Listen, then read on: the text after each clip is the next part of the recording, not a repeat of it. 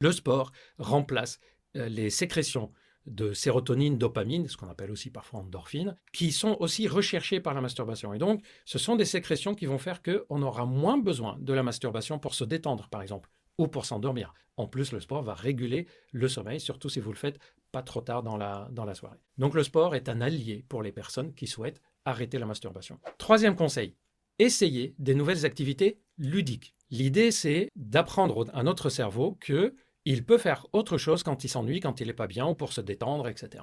Par exemple, on peut commencer à apprendre à jouer de la musique. On peut apprendre sur Internet maintenant, si on n'a pas les moyens d'aller payer forcément des cours. On peut apprendre à faire de la peinture. On peut s'inscrire dans un club de ping-pong, un club de sport. On peut s'inscrire dans un club de randonnée, dans un club d'échange sur des jeux vidéo, etc. En tout cas, essayez de vous dire, mais qu'est-ce qui me plairait? Ou si je ne sais pas, je m'inscris dans une activité ludique et on verra bien si ça me plaît ou pas. Conseil numéro 4. Perturbez votre cerveau. Mettez-le en situation d'alerte.